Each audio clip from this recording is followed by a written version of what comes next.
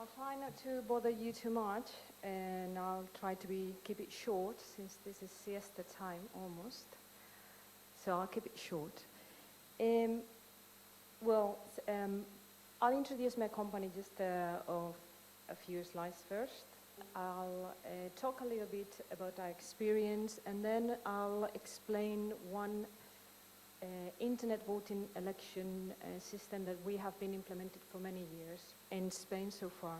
And then I'll do some considerations on e-voting. Some of them have already been discussed here earlier, but I think it's needed to dwell on some issues that sometimes we forget to talk about. Well, we are a large company, over 31,000 members of the staff, so we are a large corporation. We are one of the 3 largest IT companies in Europe, which is quite an achievement. And the important thing here is that we work in 111 countries, in 5 continents, actually. Another important thing is that we have this network of universities and software labs, and also collaboration with other companies across the world that makes us sort of be aware of what the society is requiring in each moment in time, talking about technology here. This is our software labs. We've got obviously a lot of them in Spain, but we have here in Slovakia one of the most important software labs in Europe.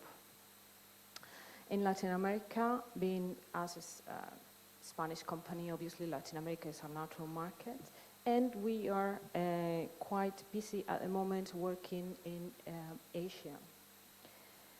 We cover a lot of IT markets here, from air traffic control systems to security, defense, health, and financial services. And here are we in Slovakia, 105 professionals, very, very highly qualified personnel. We work mainly on the utilities sector, IT solutions for utilities. But at the moment we are working, or starting to work in other markets as well. We are ISO 20000, so security qualification, and CMMI 3, level 3. So what's a company that does things on air traffic control systems and e-health doing in elections? Well, 30 years ago, we were part of the national or public telecom company. We are not a private, we are in the stock market at the moment, but 30 years ago, we were part of the telecom company, public one. And we were the only, or the main IT solution provider in Spain. So the government came to us, and we started to develop a system to count the votes in Spain. So from there, it's been a long way down the road, and at the moment, this is where we are at. So developing election solutions in 3 continents at the moment. I've just gone from Norway to deliver the electronic counting of votes, electronic counting of votes for Oslo in the municipal and district elections. At the same time, we are working in the national elections in Spain, in the national elections in Argentina, and in the parliamentary elections in Colombia. So these are 4 different countries that we are working on at the same time, delivering election systems. I'll go very fast on this. Now, talking on what is of interest to you, which is e-voting. For almost 10 years, internet voting is obviously not new. For over 10 years, we've been delivering these systems, particularly in Spain. So probably our main project at the moment is the elections to the staff board on the Guardia Civil. Guardia Civil is a police board similar to the gendarmerie in France. So it's not a standard police corps. And what they do is that every a number of years they have internal elections. And they do it over the internet. I'll explain a little bit further how they do it exactly. We do other things in internet elections, like voting in universities, like shareholder meetings. They use internet voting in shareholder meetings for advanced voting. And the difficulty in the shareholder meetings is that not every shareholder has the same quantity of votes. Depending on the number of shares that you hold in the company, your vote is valued more or less. So it's not a simple voting system, that's for the shareholder meetings. School boards, again, we have done pilots in Spain, several pilots in Spain. However, I have to say that the Spanish government, at the moment, has disregarded the internet voting as a public, in public elections at the moment. I suppose the legislation is not in place. It will be very complicated to change the legislation to apply it. And also security issues, the costs, all the concerns that we have seen here today. Obviously, I suppose that was in the mind of the Ministry of the Interior to disregard internet voting. One thing that they have in common, all the public elections that have been performed, at least in Spain, is that they use integration, channel integration. They are not exclusively internet voting. They integrate ballot papers with sometimes with kiosks at the polling station, sometimes with postal voting, etc., etc., etc. So internet voting is seen as one extra channel to be able to cast your vote. The other thing is that they use the EID or any sort of electronic identification, nothing related to voter tokens or whatsoever. And the third thing is that internet voting is obviously more than just the casting the vote itself. Requires a lot of things around, like election management systems, nomination systems, an election portal to report on, or to provide information to voters, to report on results, etc., etc., etc. All the projects have been audited by external companies, which is important for transparency, and all of them, most of them, I have to say, are based on a stable internet infrastructure in terms of hardware and software, and I'll explain a little bit that more later on. Now, about the police internet voting solutions. Well, what happened with the police in Spain, with this Guardia Civil police corps, is that they are spread all over the country. They are basically in rural areas, and also they have a lot of staff in UN missions abroad. They are in Africa, they are in Latin America, they are in Pakistan, in Afghanistan, all over the place. So they have this logistics issue on how do we facilitate the voting for all our personnel that resides abroad.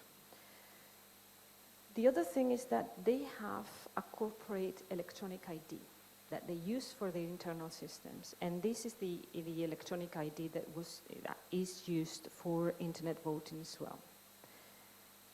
The third thing is that they have a very secure and very developed corporate intranet, and that was also used for the internet voting. And there were a lot of services that were offered to the voters, things like they could check if whether or not they were properly enrolled, they can submit their candidacies, and they can also request a postal vote if they don't want to use the internet for that. So nothing new about this slide. There are a lot of things to do before internet before the voting takes place, and a lot of things to do after the voting takes place as well. Henrik Norre from Norway earlier on talked about time. These projects do require a lot of time to be properly implemented, and it's very difficult. Well, he also mentioned one thing that I think is very important, and is that there are not solutions that can be, there is no universal solution that can be applied out of the box, because every election is different, every legislation environment is different, the procedures that the electoral authority uses are also different, and the way that the voters are used to vote is also different. So all of that makes that every solution that may be available for internet voting have to be customized for the working environment, without no doubt. This is very similar to the process that our colleague from Estonia was mentioning, was describing this morning. So I'm not really focusing very much on this. The only thing to say is that when we generate the keys for the counting server and identification service, that is made in an isolated environment, and we used hardware, specific hardware, to generate those keys and to do the decryption of votes as well. Authentication again, in this particular project and in most of the projects that we do in Spain, is done via a digital ID.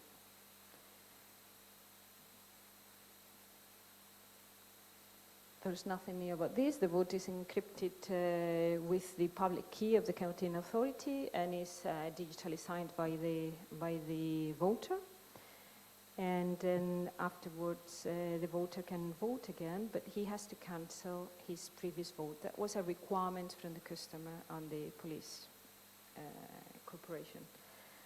And when it comes to counting, the first thing you have to do is to dissociate voter and vote, and then to rebuild the private key of the counting authority, and finally count the votes. You have to merge it with the votes that have come from other channels. In this case, it was postal votes. The importance of the EID, I think from one of the conclusions that I am taking with me in this conference is that all of us probably agree that internet voting in public elections don't have any sense if we don't use some sort of digital identification. It can be an EID like Estonia, or it can be something that is generally used by the voters, because otherwise you come across the potential impersonation issues, which is something that, is very relevant here. In most countries, the showing your ID is part of the voting process, of the standard voting process in the polling station. Also, you eliminate the complexity of having to send the voter the personal tokens. And finally, in many European countries, there is this governmental strategy of implementation of the electronic ID, so it fits into the scene at the moment. Of course, it has the inconvenience or the issue about confidentiality. So from this, transparency, and more transparency is the only thing we can really say about this. Now, some considerations on e-voting. One of the questions that hasn't been addressed here is that, do we have a solution that really fits and complies with all the possible requirements on security, usability, deployment, confidentiality? Well, I certainly doubt it. I think that the blanket has a certain size, and if you pull it in one way, you sort of leave the other way uncovered. If you pull the blanket towards security, you may have the risk to make the solution too complex for the voter to be willing to use it.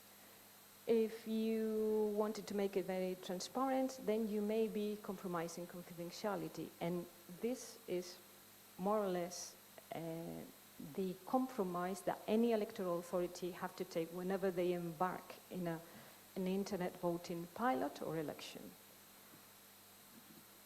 The other thing is cost. Some of you mentioned costs this morning. This is just a top-level drawing of the architecture that would be required to implement internet voting. Now, sophisticated IT infrastructure, full support, full availability, highly specialized technical staff, very, very expensive resources. So my question is it cost effective? My answer is that if you only run one pilot, it's not cost effective, it's an investment that you have to do. But somebody mentioned this morning that like Estonia has done it very smartly. They have a stable platform and they use it, and they are demonstrating that voters are really willing to use the internet in Estonia. Thank you. My last slide. Are we not missing the point here? All of the solutions that I've seen in the market, including ours, rely on traditional channels, not only on the internet. It's either the telephone, sending an SMS, or a telephone call. It's either postal, because you have to send the voter certain information. And then we come across to the issues in any election process. Standard issues in any election process. You have to deal with the printer. You have to make sure that the printer does it right, prints the right information in the voter cards, blah, blah, blah. You have to rely on the post to deliver the information to the voter. I don't know in Slovakia, but certainly in Spain, sometimes we have some difficulties with post. So it's very difficult to ensure that every voter has received their information. And third is the telecom companies. No telephone companies will ensure you that they will deliver the text message. And this is an issue that we need to address. So I think I've consumed my 20 minutes. So if anybody has any questions on this. Good afternoon. My name is Boris Zabrisha. I'm a consultant in the area of communication. My question is concerning the electronic on-site voting. How far is it important for you as a product, marketing-wise? How do you see that? Sorry, I didn't hear very well. It was about voting. Electronic on-site voting, touch screens and so on. How far is it important as a product? Okay. What kind of future do you give to that? If you ask me as Cristina Frutos, I can give you one answer. If you ask me as the representative of the company, I may give you another answer. Please mention the both of them. Well, the kiosks do have sense in countries like in the States, where they have several election processes per year. They vote at least 3 times per year. And it's an investment that it has a return in the end. In countries like in Spain, where you have elections every 2 to 3 years, in Slovakia, I suppose it's more or less the same, it's extremely expensive. Requires a lot of investment as well in storage and maintenance, and also in renovation of technology as well.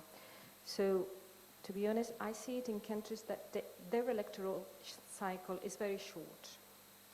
And kiosks have the advantage that you can program the ballot paper, and you can do several concurrent elections in one voting act.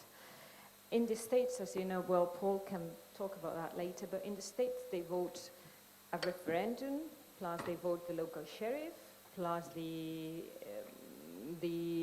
standard governor and state senate or whatever.